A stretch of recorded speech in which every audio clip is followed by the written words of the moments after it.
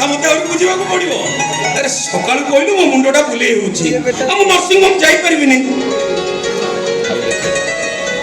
ମୁଁ ମଧ୍ୟ ଭାବିଲି ସେମିତି କିଛି ନାଇଁ କି? ହେଲେ ଭାଇ ହଁ ଭାଇ ହେଲେ ଦେହ ଖରାପ ହେଲେ ଏମିତି ରେଷ୍ଟ ନିଅନ୍ତି ବୋଲି ମୁଁ କେମିତି ଜାଣିବି? ହେଲେ ଭାଇ ନର୍ସିଂ ହୋମ ଛାଡି ତମେ କଣ ପାଇଁ ଚାଲି ଆସିଲ? କେମିତି ଚାଲି ଆସିଲି କହିଲୁ?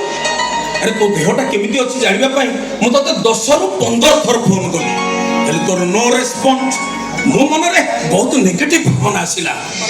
ଭାବିଲି ତୋ ଦେହଟା ଅଧିକ ଖରାପ ହେଇଯାଇଛି। ତେଣୁ ନର୍ସିଂ ହୋମ ଛାଡ଼ିକି ମୁଁ ସିଧା ଏଠିକି ଚାଲି ଆସିଲି। ଆସିଲା ବେଳକୁ ବା ସରି ଭାଇ ସରି ଆକ୍ଚୁଆଲି କି କଥା କଣ କି ଭାଇ ସେ ମୋବାଇଲଟା ମୋର ରୁମରେ ରହିଯାଇଛି ତାପରେ ସାଇଲେନ୍ସ ମୋଡରେ, ସେଇଥିପାଇଁ ଟିକେ ଜାଣିପାରିଲିନି। ଜାଣିପାରିଲୁନୁ ବହୁତ ବଢିଆ ହେଇଛି। ତାହେଲେ ଏମିତିକାର ସୁନ୍ଦର ଦୃଶ୍ୟ ମତେ ଦେଖିବାକୁ କେମିତି ମିଳେ? ଭାଇ ସରି ତ ସରି କହିଲି, ପୁଣି ଯାଇକି ବାରମ୍ବାର କଥା ଭାଇ ମୁଁ ତାହେଲେ ଆସୁଛି। ଏମିତି କେମିତି ଚାଲିଯିବ? ନାଇଁ ଏମିତି କେମିତି ଚାଲିଯିବ? ନାଇଁ ଭାଇ ଆକ୍ଚୁଆଲି ମୋର ଥାନାକୁ ନିହାତି ଯିବା ଦରକାର। ହେଲେ ଏ ସୋନା ମୁଁ ଆସିଗଲି ବୋଲି ତମର ଅର୍ଜେଣ୍ଟ କାମ?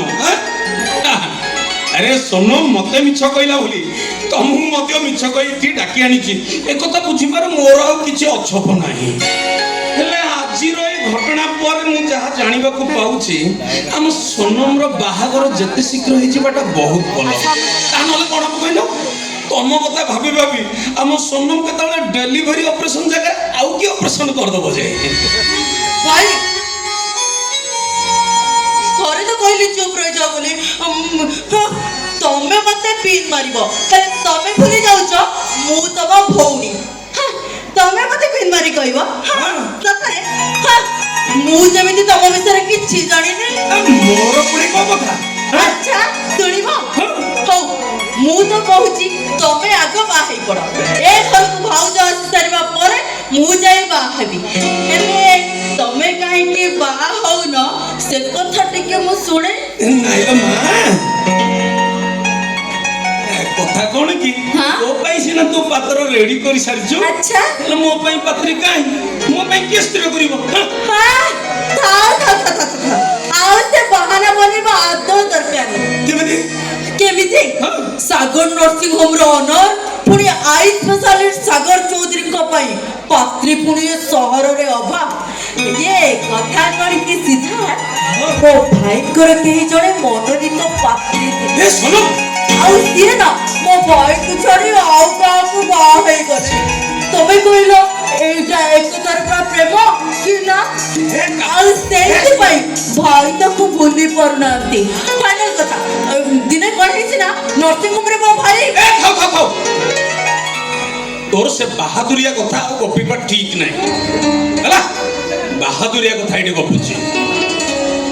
ଆଗ ତୋ ବାହାଘର ହବ, ତାପରେ ଯାଇକି ମୋ ବାହାଘର ହବ। ଏଇଟା ତୋ ଭାଇର ଫାଇନାଲ ଡିସିସନ। ଆଚ୍ଛା ସିଦ୍ଧାର୍ଥ, ମୁଁ ସବୁବେଳେ ରେଡି ଅଛି। ତମେ ଖାଲି ତମ ଘର ସହିତ କଥା ହେଇକିରି କୁହ ତମ ବାହାଘରଟା କେବେ ହବ? ଆକ୍ଚୁଆଲି ମୋ ଘର ସହିତ ଅଲରେଡି କଥା ହେଇସାରିଛି, କିନ୍ତୁ ଗୋଟେ ବର୍ଷ ନିଶ୍ଚୟ ସମୟ ଦରକାର। ଆସନ୍ତା ବର୍ଷ ନିଶ୍ଚୟ ହବ। ଠିକ ଅଛି, ମୋର ଏଥିରେ ମନା କରିବାର କିଛି ନାହିଁ। ହେଲେ ଏଇ ବର୍ଷକ ଭିତରେ ଆମ ସୋନମର ଏମିତି ବାର ବାର ଦେହ ଖରାପ ହବ, ଆଉ ତମେ ଚୋର ଡକାୟତ ପଛରେ ଦୌଡୁଥିବ, ଆଉ ଠିକ ସେତିକି ବେଳେ ସୋନମର ଫୋନ ଯାଇ ତମ ପାଖରେ ପହଞ୍ଚିବ। ଆଉ ସେତେବେଳେ ତମେ ଚୋରକୁ ଧରିବ କି ସୋନମର ଚିକିତ୍ସା ପାଇଁ ଆସିବ, ସେ ନିଷ୍ପତ୍ତି ତମର। ନା କଣ ସୋନମ? ଭାଇ ତମ ସହିତ ମୋର ଆଜିଠାରୁ କଥା କହ। ହଁ ବନ୍ଦ ବନ୍ଦ, ମୋ ସହିତ କଥାବାର୍ତ୍ତା ବନ୍ଦ। ହେଲେ ସିଦ୍ଧାର୍ଥ ସହିତ ଫୋନଟା ବନ୍ଦ କରିବୁନୁ। ଆଚ୍ଛା ସିଦ୍ଧାର୍ଥ, ମୋର ନର୍ସିଂ ହୋମ ଟାଇମ୍ ହେଇଗଲାଣି, ମୁଁ ଆସୁଛି। You both are enjoy your time. ଆଉ ଛିଡ଼ା ହେଲ କାହିଁକି? ଜଲ୍ଦି ଯାଉନ। ଆରେ ଯାଅ କହିଲି।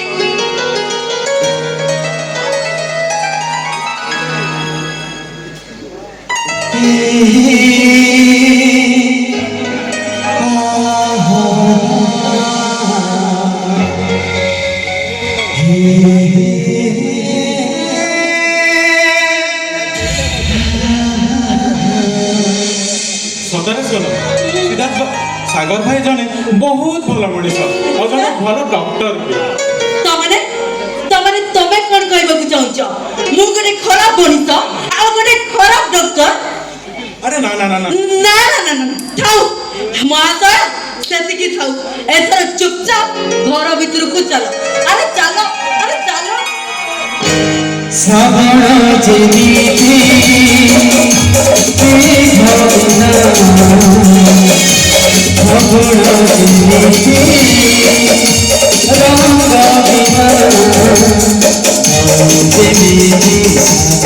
বিনা যেমিতি রবি যেমিতি রবি